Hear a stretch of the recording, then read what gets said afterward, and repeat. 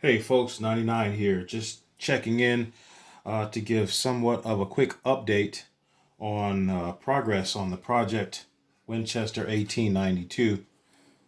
So you can see here, as I adjust my hands so you can see more of the project, it's just mocked up, and I just want to show the wood grain, and so you can kind of tell how the oiling went on the fore end and buttstock there. So yeah, that project is coming along. We have our butt buttstock butt plate on there, and it's coming along and still trying to source parts.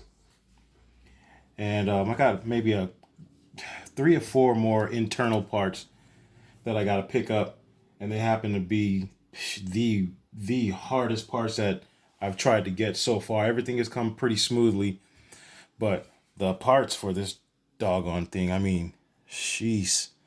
I mean, not only are they expensive somewhat, but just hard to find. Some of the parts you can find multiples of them, but for some reason, maybe because back in the day the 92 was pretty popular, that there's a lot of people out there trying to source parts for these rifles or these carbines.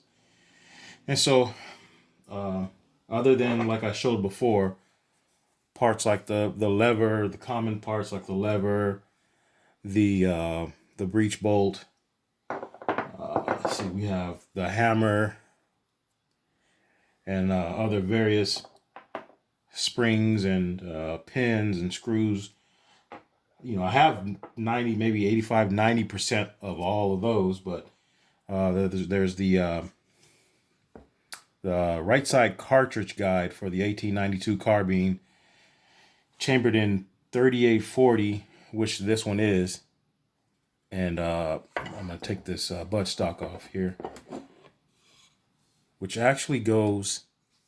So if you're looking down the barrel of the action, or I'm sorry, of the rifle, it is the cartridge guide that goes on the right side, on the inside, on the right side, I should say. I have the left side, and it's just the right one that I'm looking for, and pretty much everything on the inside I have, and then a couple of parts that need to go on onto the bolt. But other than that, then I can start to put things together and see what fits. One thing I like, and I may have mentioned it before, is that this rifle is 120, just about 120 years old.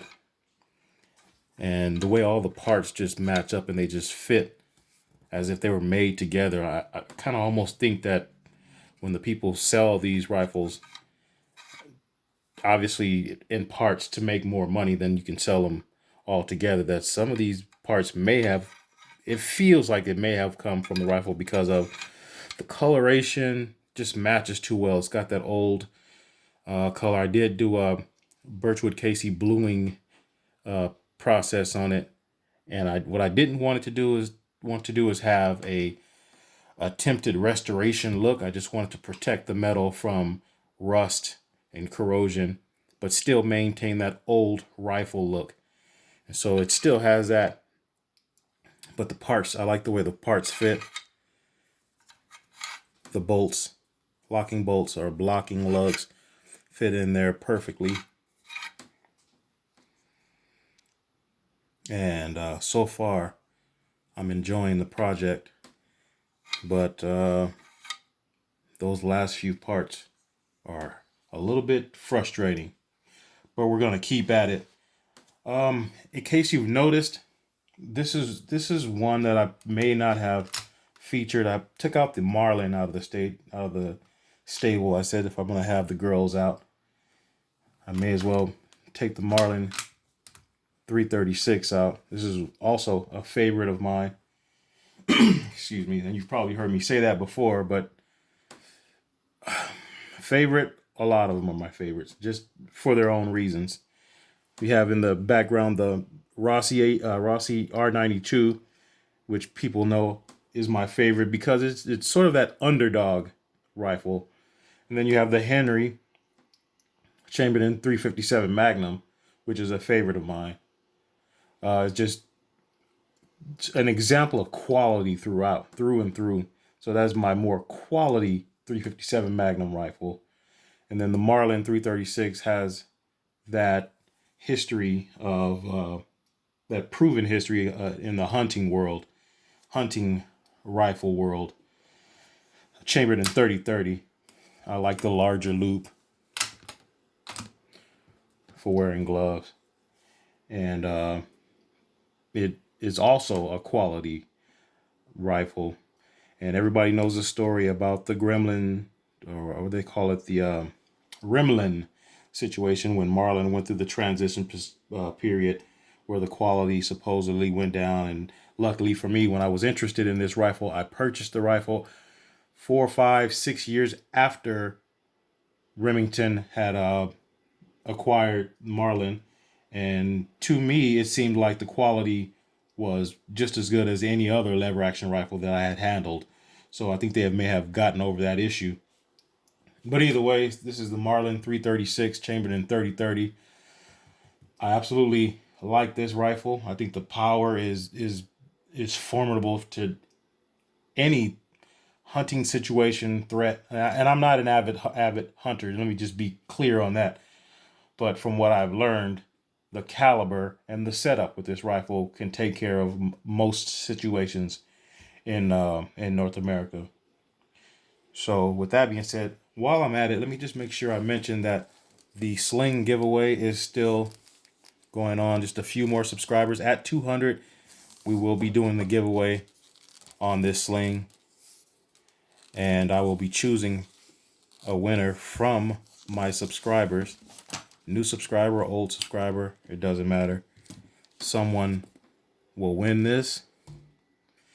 Someone's rifle, lever action rifle, hopefully, to keep it in the spirit, will be sporting this 99 designed, inspired, but built by Capurro Saddlery made rifle sling with the 10 round bandolier, which was like I've explained before in a recent video, was built for 357 Magnum /38 specials, but I've put other rounds in there that fit pretty tight and would probably work. But it was made, I had it designed for the 357 Magnum 38 special. So if you feel it, I'd appreciate the subscription, and maybe you could own it. And after that, whereas it pertains to these slings, I may have a little bit of a surprise for some people who may want one, but I'll save that for a later video. But these are the girls out of the stable. My old pony rifles, I like to call them. And let you get a quick look at those.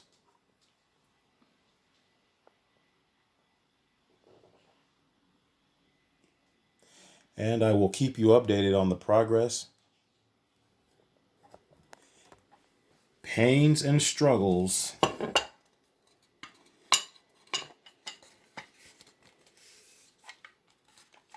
of the Winchester